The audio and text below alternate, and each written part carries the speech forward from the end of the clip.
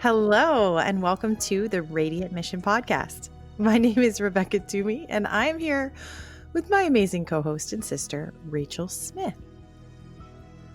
Hey, guys. We are on a mission to encourage and inspire you as you're navigating through your life and with your relationship with Christ. And today we're back talking about birth, and I had to make a good joke to get Rachel to smile, so we're still laughing about that. Well, I'm laughing because you're like smiling like a crazy person.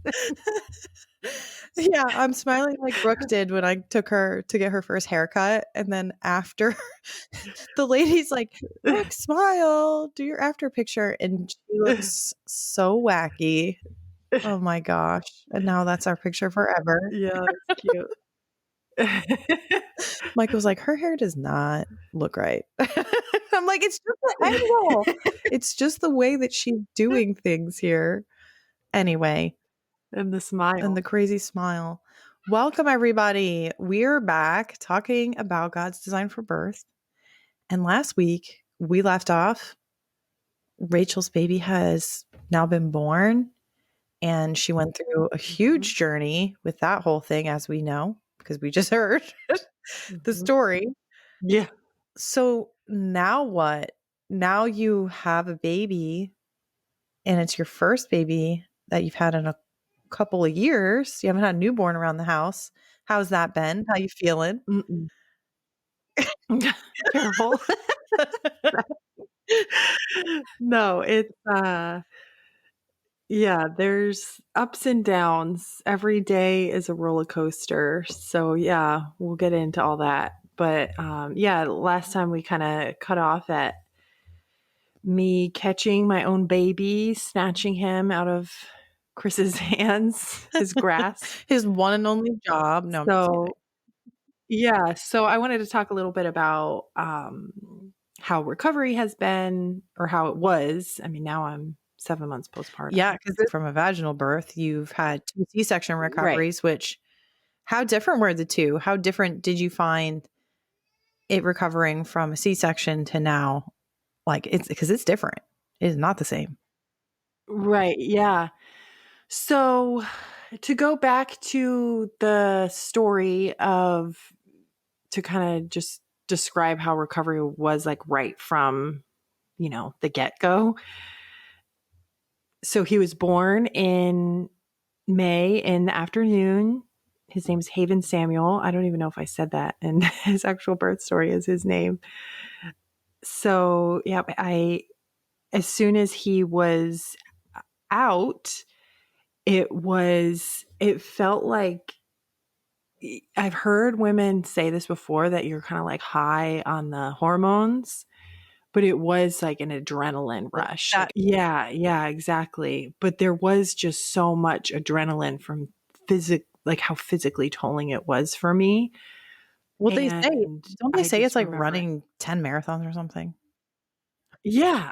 It felt like me getting him out at the end was like those stories you hear where like a mom lifts up a truck that her child is stuck under or something. Like it was supernatural strength. I feel like that I finally got him out after 3 hours of pushing. Like I was beyond the end of my strength. And I'm only even kind of recapping this part because it goes into how my recovery went. It was so physically tolling so once I was at the end and pushed him out, I think I mentioned last time, I was on the birthing stool, which is one of like, I think the most ancient ways of giving birth. It's actually even mentioned in the Old Testament. Yeah, look at you going back, throwing back. Yeah, did not plan that. But in the story of Moses, when he was a baby and the Pharaoh was ordering, all the Hebrew babies to be thrown or to be killed by the midwives, they actually said that it mentions a birthing stool in that story. So that's kind of cool. But anyway, so it had the rope hanging from the ceiling. And so I'm mentioning this because I was pulling up on that rope with all my strength to push him out. And this is important for my recovery because I had no muscle. I did not prioritize working out or keep maintaining muscle or, exercising in that way in my pregnancy. So that's what to me is miraculous, that I was even physically able to do what I did, like being in a squat for hours and pulling at my whole weight of my body when I was not in physical shape in that way is just miraculous. So I say that to say my whole body was like, it was like ran over by a train after that. So, he was born, and this is kind of a difference in, and not being at a home birth or a hospital is, you were there. So my initial recovery was I got to the bed. We had the golden hour with the baby where all the midwives left. And it was just you, me, and Chris and the baby. We kind of recap like how crazy that was, and you guys just praising how amazing I was. And just, getting to know little Haven and starting to try to nurse a little bit. And I did notice right away with him that he didn't really latch. Like he wasn't really like I was trying to get him to latch, but he wasn't really doing anything. Mhm. And I'm sure he was Yeah. exhausted Well, he just because he was stuck in my birth canal for hours. And this is another thing I just wanted to mention because I thought it was funny is how babies' heads are like all cone shape when they come out? yeah.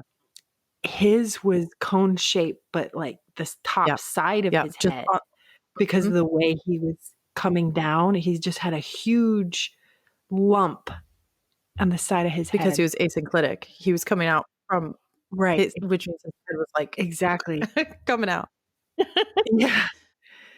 So, yeah. So, and then his poor little face was all bruised. So he was like really black and blue and red because he was in to me, it's crazy with the baby now going through it the way I have with the baby Yeah, goes the baby through. goes It's through a also kind of pretty big trauma there, physical trauma. nuts. I mean, I hesitate to use the word trauma. I hope that it's not traumatic for them, but it seems like it could be. I think it physically is though, because they're being like squeezed with every contraction.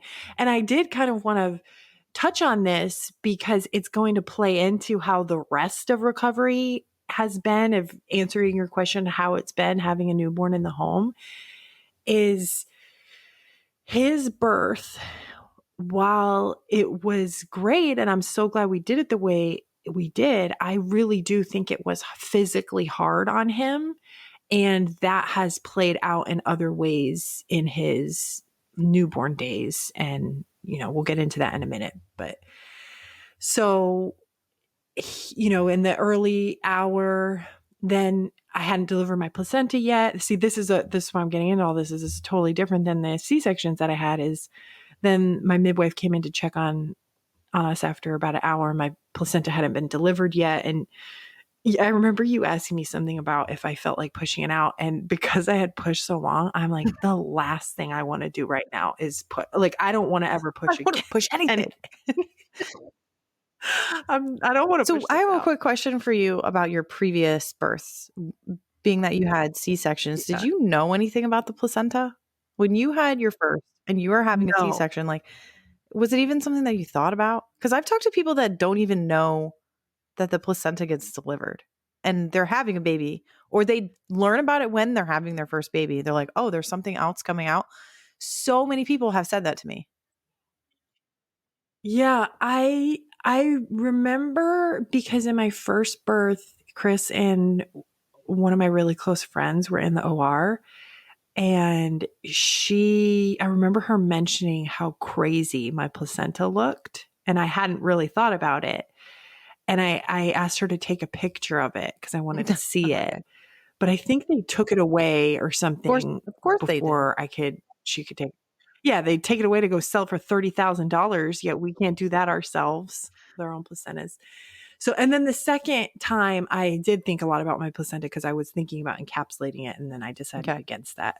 So I thought about it in that way. That's, I guess, the only way that in a C-section they let you have your own Well, yeah, organ. hypothetically, right? Because I had in Yeah. my whole birth plan for them to save mine, and I had a C-section, and I never saw that then.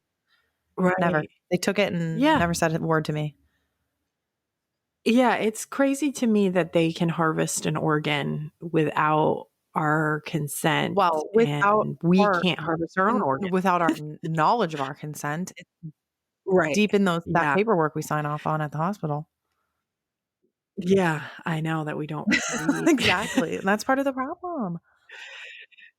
Yeah, so with this vaginal birth, I remember my midwife came in. She really wanted to make sure I got the placenta out.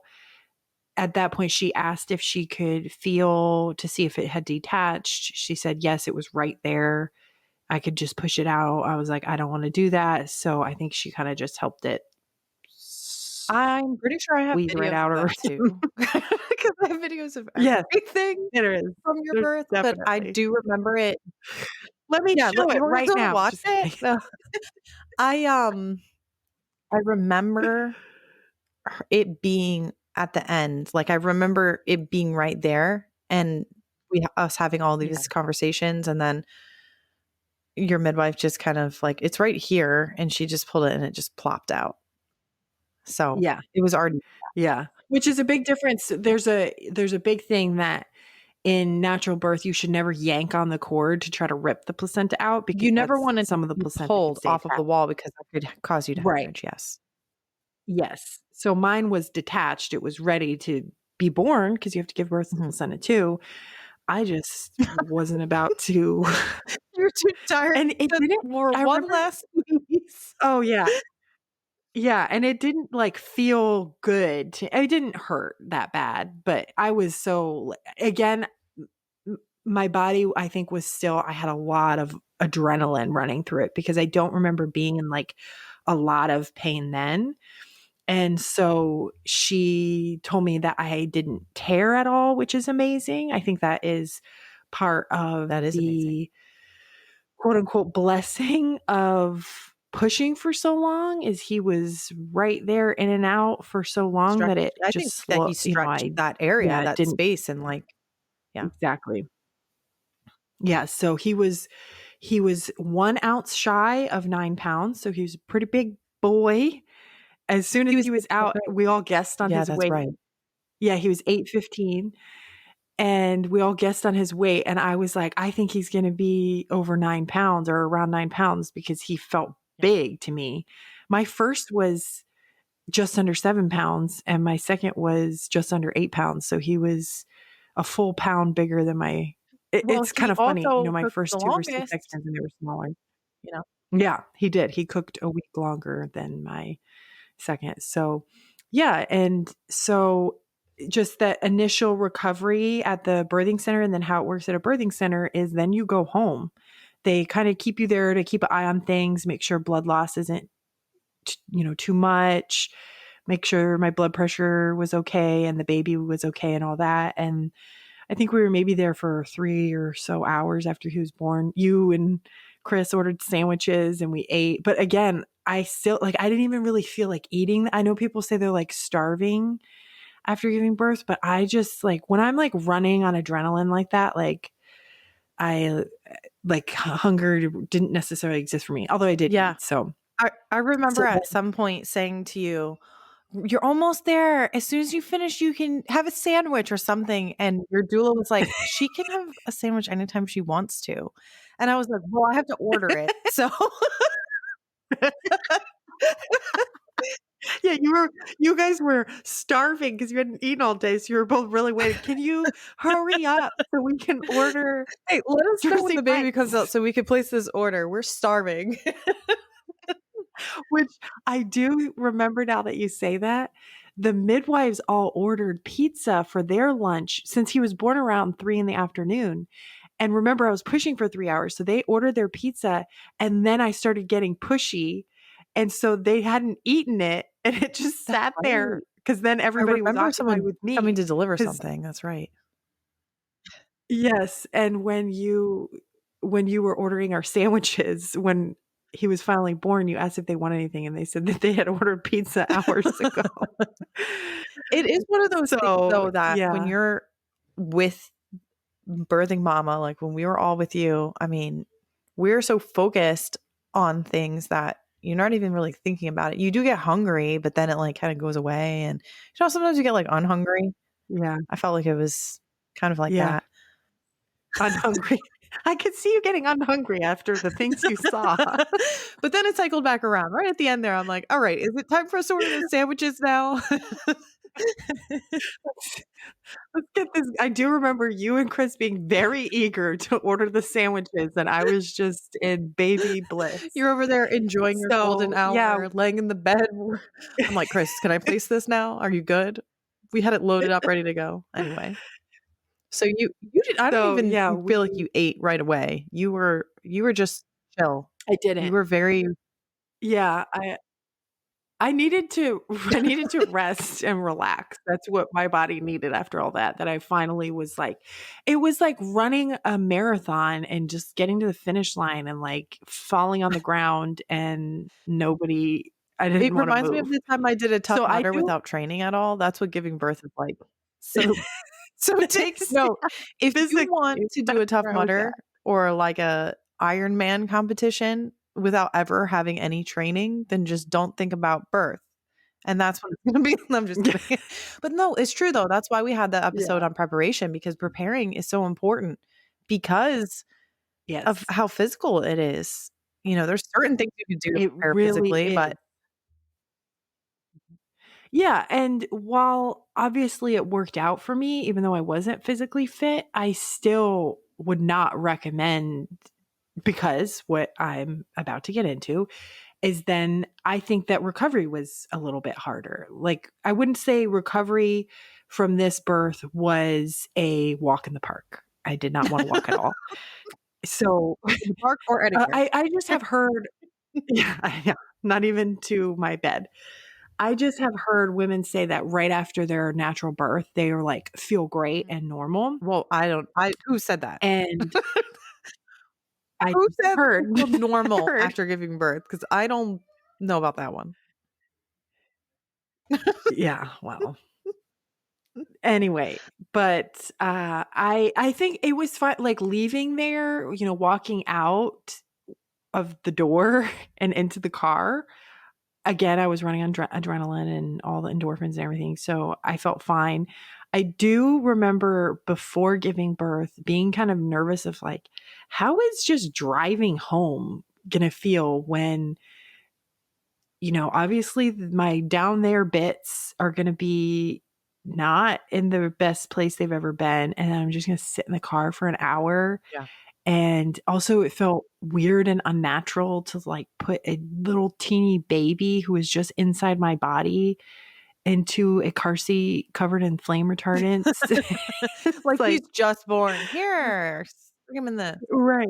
Yeah. it is a Yeah. weird So thing, isn't it? I think, yeah, beforehand thinking about that and picturing it felt weirder than in the moment. Cause in the moment, like I was just ready to get home and so the drive home was fine. Yeah. Like I felt fine. It went super fast and we were just excited to get home and see the boys and for them to meet their brother. My oldest son, Everett, had been saying for months that he wanted to be the first one to hold him of like people at home. And so we got home and they met their brother and we didn't get home until probably like 9 o'clock at Yeah. night. It was just getting dark, I feel like, So when we it was, pulled into the driveway. yeah. Yeah, so it When was Mike was pretty out with his late video, and with his phone yeah, videoing. yeah, Mike took like a 15-minute video of us getting home. Rachel It put was Mike in sweet though, charge of, welcoming committee. recording there. So Yeah, he was doing interviews with the yeah, he did a boys good and stuff job. before you got home, and they Yeah. were all ready to go. It was cute. Yeah, and it was really sweet them meeting their brother because they have been wanting a baby for a long time, and they were so sweet and cute, and your kids well, Brooke was there, Ben was asleep, and our mom, and so it was a fun, like, you know coming home. That to me was totally different than after a C-section because then you're in the hospital for days, people might come visit you, then days later you go home, and So it was just a really special night. But then it is kind of funny is then it's like, okay, now it's like time to go to bed. And this baby who's just in my body is not in my Yep. body anymore. And it was a pretty late night. So that first few hours, I felt okay that night, but I barely slept. This is another thing that is just amazes me about the female body is that we can go through the most physically tolling experience and then be handed a baby and not sleep. Like I did Yeah. that crazy hard thing. I honestly am probably still not recovered from Mm. it 7 months later because I have yet to sleep through the night since Yeah. before You'll then, because recover I from wasn't it when sleeping through he's the night when I 20. was pregnant. Yeah, yeah, I will. Physically, I will. But yeah, the first night with him that was different than with the boys is he was spitting up and choking a lot on fluid. I think like amniotic fluid that he had Yeah. swallowed a lot because they're Yeah. swallowing That's that in the normal the first womb. couple of days to And week that there'll be stuff will come out of their nose and their mouths and stuff. yeah, but I didn't have that with either of the Yeah, you know why? boys. Because I they maybe they suction the suctioned junk them. out of them. Yes. Yeah, we never did that. Yeah. You're right. Like, we never suctioned him. We just, let him be born and he breathed on his own and cried. And so, but that was different that night versus the first night with my first two. And it was one of the reasons I wasn't sleeping much because it was like every time I would lay him down just so I could like close my eyes for a few minutes, he would start choking and then I would grab him up and it was making me really nervous. I think he was fine, but this is another thing I wanted to mention of my postpartum experience. I actually didn't have this in all of my postpartums, but I did after my first and this time is something about the crashing hormones. It really kicks up postpartum anxiety for me. And I know it's hormonal because it feels very not only irrational, but very consuming Mhm. that the first few weeks, every time I fall asleep, it's like I can't actually get rest even when I fall asleep because I have nightmares. And they're mostly nightmares about the baby. Like I would every time I would fall asleep, think that I fell asleep with him in my arms and that I was like suffocating him. And I would wake up screaming, "Where's the baby?" And I did that a lot with my first, and I did that a lot this time Mhm. with Haven, but I don't remember really doing that much at all with my second, Maverick. So I think every baby and every pregnancy and every postpartum is different, even among us Mhm. women. So there's some difference with my hormones this time that I really struggled a lot with the initial postpartum anxiety. And I actually do still feel it lingering a little bit, not so much in the same way. They call it like intrusive thoughts. Will have like really intense visualization. Like I've seen people on social media or something do videos like talking about this of like you're holding your baby and you visualize yourself just like falling for no reason and crushing your Mhm. baby. And I've even had it happening with my Mm. older kids of just intrusive thoughts that I really I've always struggled with anxiety, but it's just different in postpartum for me. And that's why I contributed to Mhm. So, hormones. well, this is kind of the argument for consuming your placenta, which I know you're not a big fan of, but this is something that I've obviously looked into a bunch because I have encapsulated my placenta twice out of three times. And what they say is that the placenta, there's a lot of people will say like the placenta is a filter and it just filters out all the junk like a liver would, but that's not necessarily true. There are also continued stores. It's not just filtering stuff out, it's storing vitamins, nutrients, and managing the hormones that are elevated between mom and baby during pregnancy. So those hormones are also Mhm. in the placenta even after the baby is born. Yeah. There's still hormones, there's still vitamins and nutrients inside of it. And that is why there is this argument towards placental consumption, because they say you're going to put that stuff back in your body. And that is why for some women, it helps them with postpartum depression, because it's basically taking a little piece of those hormones that were essentially ripped out of your body or pushed out of your body, depending on how you had it. And it's putting a little bit Yeah. of those hormones back in your body. So it helps it to just balance as the first few days or weeks occur. Because if you think about it, you just went from babies inside your body, hormone management through this placenta. Now everything is out, flush. And then your Yeah. body's like, whoa, whoa, Yeah. whoa, whoa, like this is scary. I Yeah. don't like how this feels. So that's just something I wanted to mention. I'm not trying to try to persuade people to consume their placentas if that's not something that you feel good about. Everybody's got to go down the path with that. Yeah.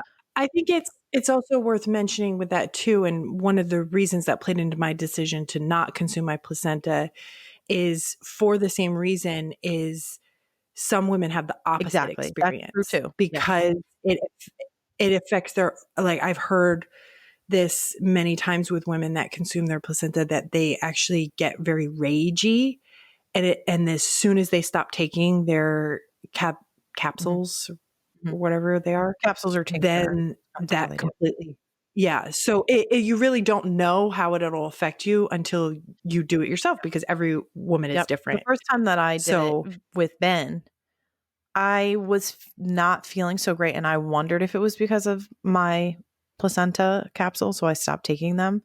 But it turns out it was because I was using a binder, a Ben binder, and it oh, was jacking me up. So I don't do well. like around your waist, Yeah, you mean? it's like compression. Yeah. It's not for me. Not at the beginning anyway. I have to give it more time, because I also thought my pelvic floor, I thought my uterus was falling out.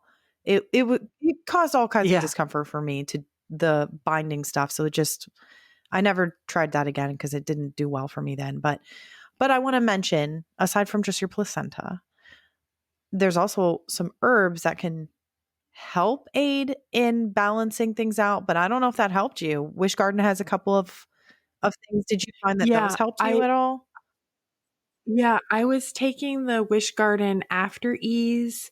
I was taking Hawthorn, and I was taking another tincture, but I can't remember it Mhm. right now.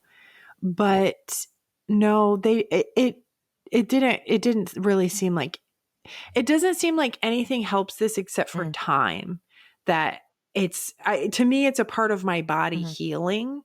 Kind of the same as, I don't know, I don't hear people talk about this often, and I don't know if you notice this, but I had read about it before, is the postpartum BO.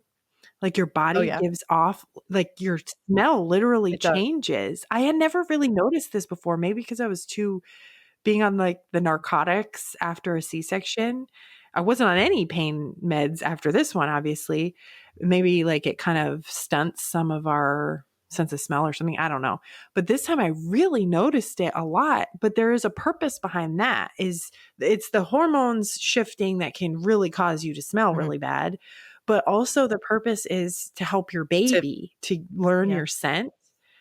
Yeah, so in a way, I actually purposely didn't wear deodorant the first, like, week, And then Chris which, passed out and died, and so maybe then you had to start wearing would it again.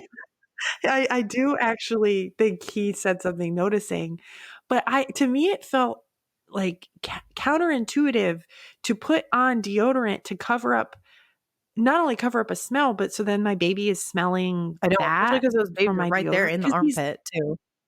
he's always like up in my Mhm. armpit nursing and all that. So I get showered and stuff, but I just thought that was a funny observation of recovery that I had never noticed before, is how our hormones affect our smell. And that actually has went away after like a week or two Mhm. or so. So yeah, just to kind of get back to the initial first week of recovery. Oh, this is something I also feel like people don't talk about enough. And the pretty much second and third day after having a baby, the contractions of our uterus going back down in size, it apparently gets more painful the more Oh, children you've yeah. had. The after So pains. I remember noticing it. Yes, I remember noticing it. Even though I had C-sections before and I had never experienced labor, I did experience that in after having them. And the first time I remember noticing it, I remember it being pretty painful the second time. And especially when the baby's nursing, because the hormones that are released when they nurse, it's amazing how God created our bodies, is nursing helps your uterus to contract, to shrink back down. And this time, I can't remember if it was the second or the third night, it was very painful. I actually couldn't even sleep. I was in so much pain. And I was taking the Wish Garden After Ease, which is supposed to help with that. And I was taking a lot, and I took some arnica, but nothing really helped it. I've since, I wanted to look into that. Do you remember I sent you afterwards some like herbalist recommended, I can't remember if it was like marjoram, some herb oil that you put on your belly button and it can take the pain away, or you put it Yeah, I around forget there. what you yeah. Was it I think it might have rosemary? been marjoram, actually. I feel like it was marjoram. Anyway, this was like a few Mhm. months later, but someone said that that can really help with that after pain in your uterus. But I didn't know that and I didn't have that. So it just hurt a It lot. does. So I found that too. With each baby, it's a little bit more intense than the previous one because you expect yeah. that, okay, the baby's born, like this is over now. But the uterus has to contract back down. Yeah. Yeah. And then just those first 2 days for me, I literally every single muscle in my body was sore. Like even my arms, just picking up the little tiny baby hurt I thought you were going to say, because even my hands. getting out of Like, it did. Everything hurt. Like you and Chris were helping me get out of bed, I think the first 2 days because I was just so sore everywhere. And and so another difference this time is my midwives were big or are big advocates for staying in bed. Their rule was in bed, like don't leave bed except to go to the bathroom for 1 week, and then for each person in the house add a day. I had also read some people recommend 5 days in bed, 5 days around the bed, and 5 days near the bed. So it's essentially like 2 weeks of not yeah. leaving the house. I really tried to stick to that the best I could this time. I also felt like that's what my body wanted, especially the first 5 days. I did not want to leave the bed. So it was nice to have help of like you guys were there and our mom was there. So people bringing me food and just staying in bed with the baby. I really barely got up. It is kind of funny though, because after like really 3 or 4 days of that, you start to kind of feel like a little crazy. Like it's great to be in bed all day and all night with your baby, but then like you want to like what's going on? Like there's not a whole lot to Yeah. do. Yeah. So, yeah, so that was kind of funny, but I really stuck to that. But after about a week, then I started to feel better when I would get up and kind of walk around. Getting up and kind of like sitting at the table to eat meals instead of eating them all in bed started to really feel a lot better to me. So, but I really did feel like I kind of went inward and wanting to just stay really close to home, and going out felt so foreign to me. And just this time around, I really wanted to not do Yeah. You just much. want to keep So, things a lot and slower and really just recover yeah, and enjoy those moments with your newborn. And I want to add a little color to yes, this too. So, obviously, me and my family were there and mom. So, you had a lot of people at your house for yeah, someone who was there postpartum. was. And something else that we want to throw in here, when we were at your house for a couple of days, I think it was like 2 days, Brooke, my oldest, started to develop pink eye. Remember that? Oh, yes. She Yes. had gotten it from a neighbor Yeah. kid, and I didn't know that she caught it from him. I knew he had it, but she wasn't that exposed to him. And it was like 10 days later after we saw him Yeah. that we were at your house. And then Yeah. we're like, her eyes looking a little funky. So I can only imagine the stress. And Maybe that's why I didn't wanna leave my yeah, bed that except Brooke much kept then. trying to come in there and talk to you all the time. She was obsessed. No, it was so cute because she would come into, like, the threshold of my bedroom, and she would just talk to me from the door and do her, "I can do this, look at this." So that was my entertainment for, like, a Yeah, she week. loved showing Aunt Ray all the things that she can do. It is funny that you brought that up because then it was, like, 10 days after that, Then my your boys boys got it, did end up and getting pink they eye. got it, like, the day Yeah, but you after we left. I right. think actually it was the Yeah, morning we left, and Maverick's eye was looking a little gooey. yes, yeah, and so it is funny that you bring that up. I actually even kind of forgot about that. But it did feel like as soon as the baby was born, it was like it's been like thing after thing health-wise, and everyone in my family except for me, really. So it kind of felt like protecting this baby from everything was a little bit stressful. So yeah, you mentioning that, that probably is why I kind of felt so not I didn't wanna leave the house that much. Like, I really because it was like the boys had the pink eye, but then they got strep throat after that, and they got sick and this and that, and it just was thing after thing, and I would have to keep And everyone didn't away Chris from have, like, the him, the flu or baby, something and too?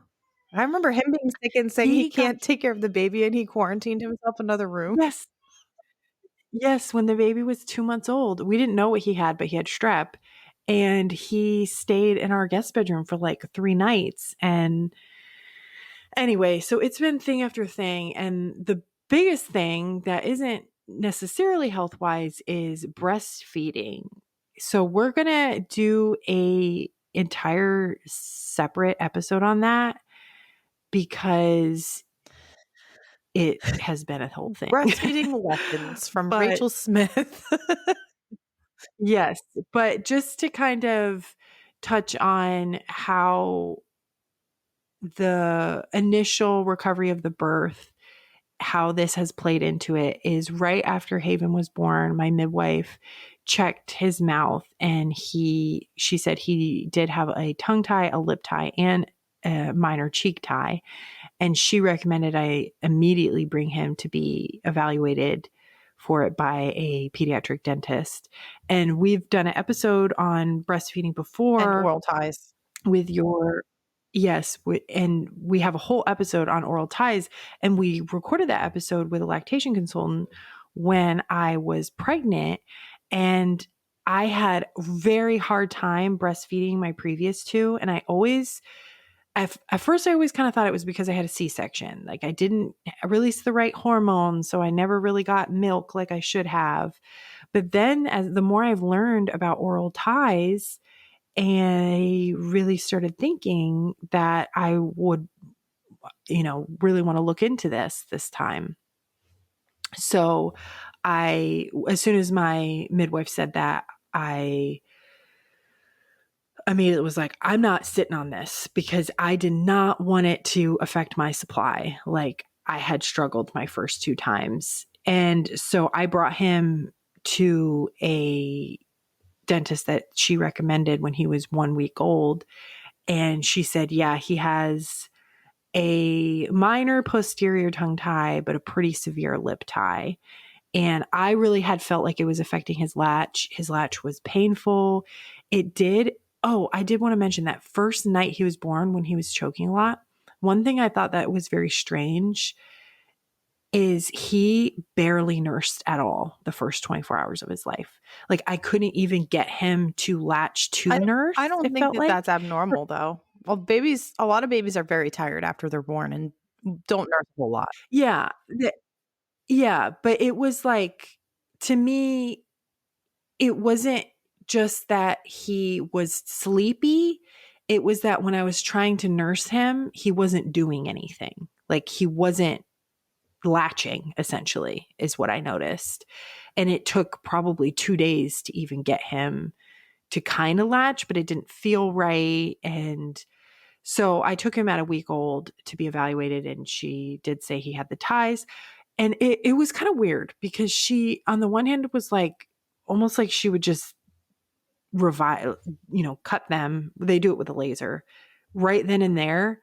But she was also like, well, it's up to you. And I was like, I don't know. It felt wrong to do it to my 1 week old baby. Like I didn't feel good about it, Mhm. especially because they would take him to another room. And I'm like, you're not taking my baby away Mhm. from me. Like he's not leaving my sight.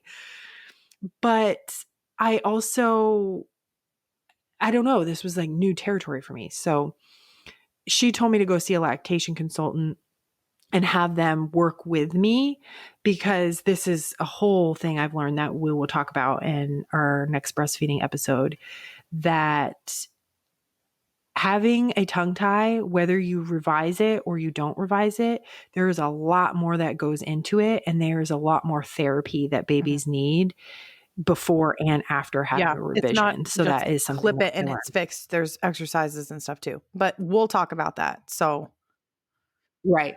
Exactly. Yeah. So anyway, the initial few weeks there was a lot of that. I yeah, it was like I physically recovered well. How's My your pelvic body floor? healed. At this point, so that was definitely a huge difference. Is, you and I have talked about since then, the initial few months, like things didn't feel Yeah, normal it to feels weird, me. doesn't It it? just feels like, yeah, it feels very weird. I also have felt like I have a hard time like holding it when I have to pee. So I've kind of been, I pretty much in the first month was like, I think my pelvic floor is like shot, which big surprise. Like after what I went through, it would be shocking if it was Well, think normal. about it this way. We just talked about how what you went through was like doing a Tough Mudder or doing running a marathon or whatever. Now think about what happens to all the muscles in your body that have this is their game. This is the big show, the big Super Bowl for your pelvic floor that is never really does that much just outside of, number 1 and number 2. And now Yeah.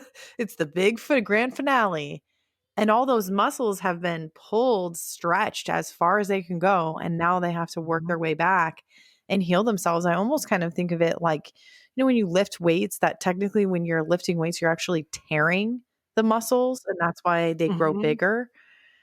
I'm sure a lot of that goes on downstairs too in those muscles, that everything is stretched to the Oh, max. There's things that absolutely. are going to break and need to fuse back together and strengthen back together. And it takes time for that to happen in the body.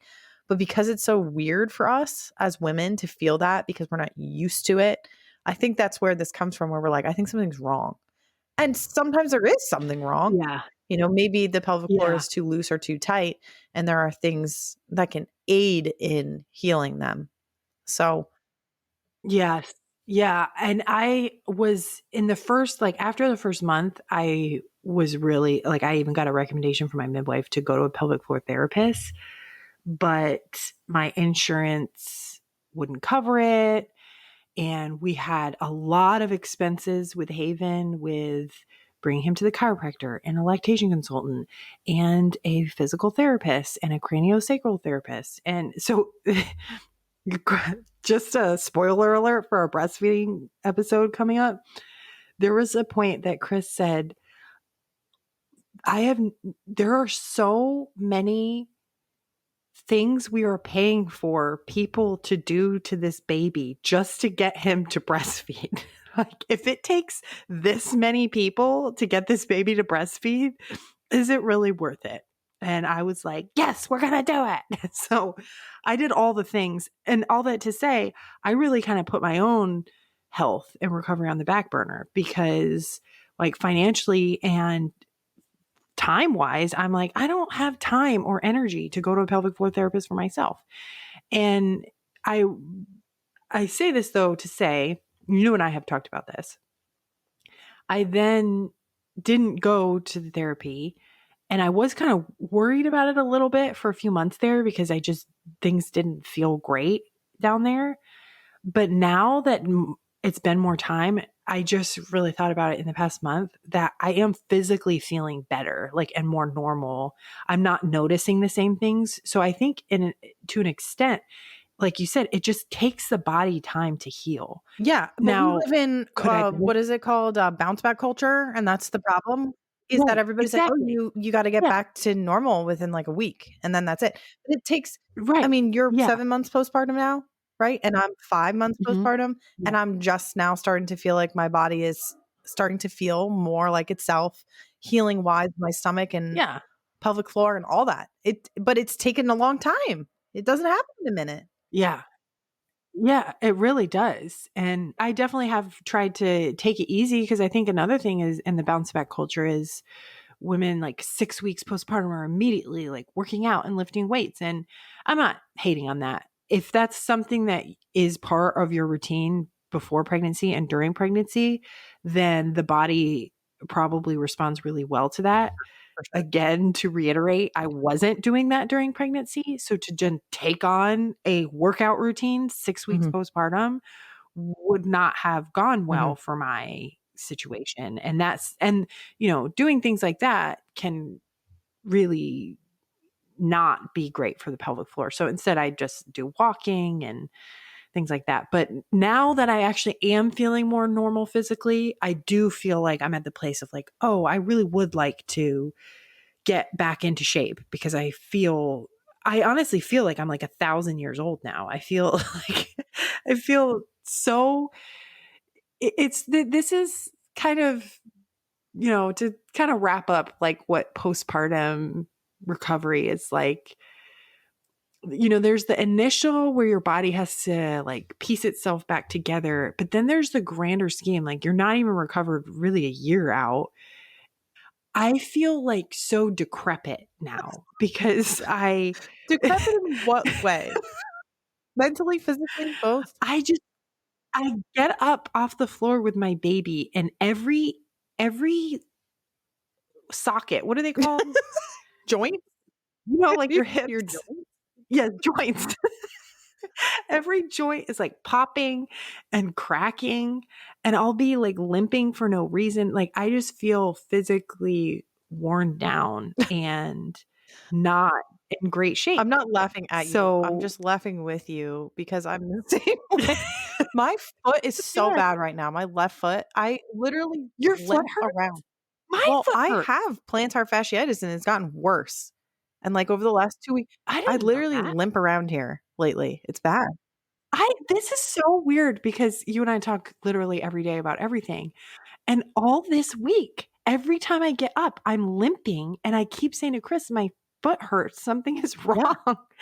And I don't know what's Well, wrong. call me after this. We'll see what we can do. I can't. I don't think I could do anything. Mike's worried for me though. He's like, "We got to get your foot fixed. Something's wrong with this thing." And I'm like, That's really interesting. So is this a postpartum thing then? Like what's maybe. happening? I don't know. I don't know. Sore feet. Oh, anyway, yeah. Sore feet. Who Who knew? knew? This is just, recovery it's its own thing and it's not that easy for everyone.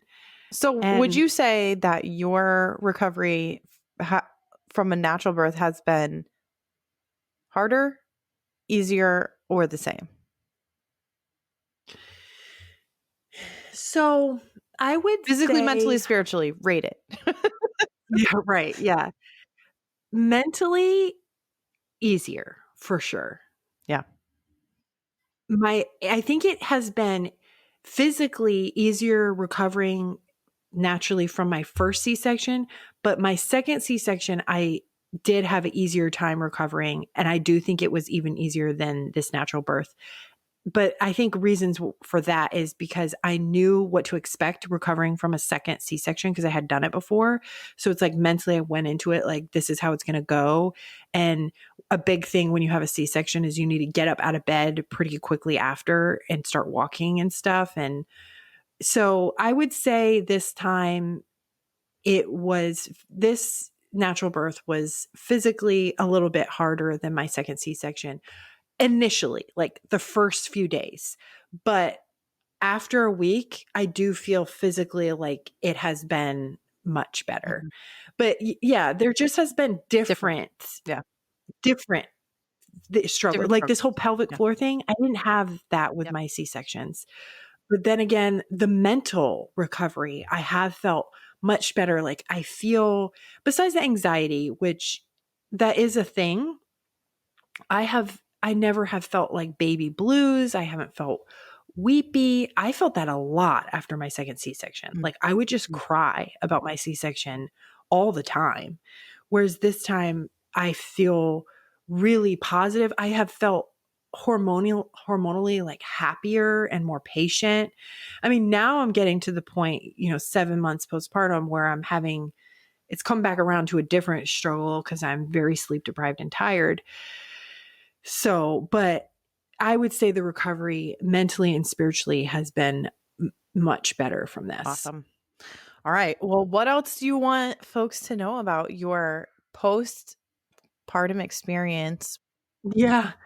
So, I mean, really, my postpartum, it has been completely consumed by feeding this baby. That I think is just such a testament to motherhood is we can go through something so physically and mentally tolling, and we have to put recovering from it on the back burner because next up is focusing Yeah, on the that's why they call baby. it the fourth trimester. So, yes, yes.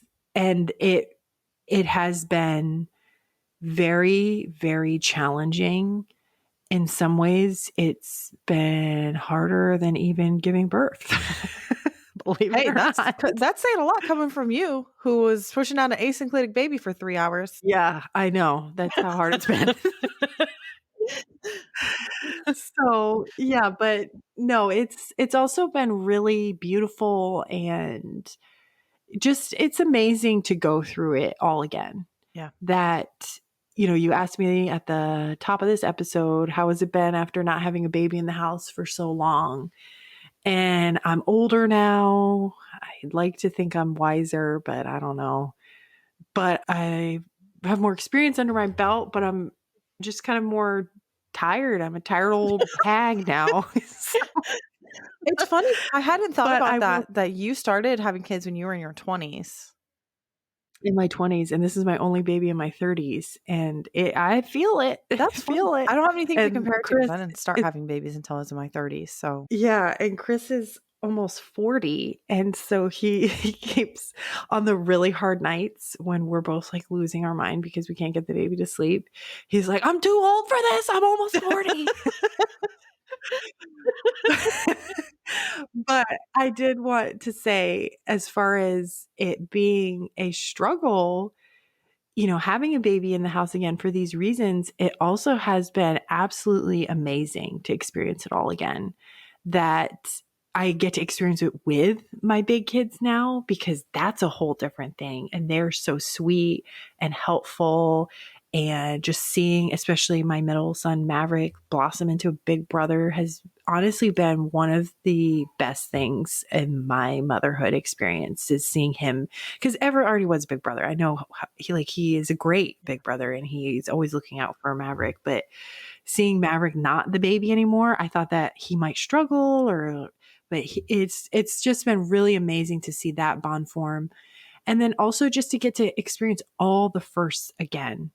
So it's like we have big kids. We are so far out of this stage and I get to start life all over again with Haven. And that to me has been such a blessing and something that I didn't fully anticipate even when I was pregnant. Like, obviously, I was excited to have another baby, but to actually experience the world for the first time again through his eyes is just so special because I know how fleeting it is. I know that it's going to be all gone soon. Even the hard stuff, even the lack of sleep and the breastfeeding.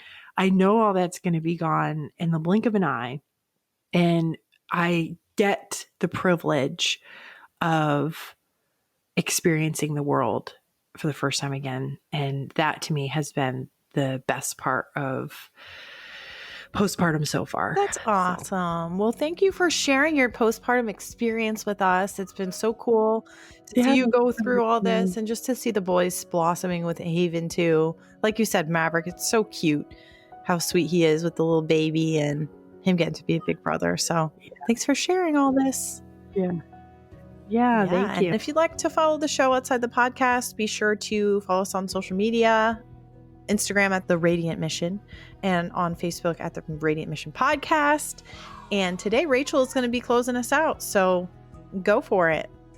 I'm going to close us with Isaiah 41:10. Do not fear, for I am with you. Do not anxiously look about you, for I am your God. I will strengthen you. Surely I will help you. Surely I will uphold you with my righteous right hand. And we are wishing you a radiant week. Bye, everyone. Bye, everyone.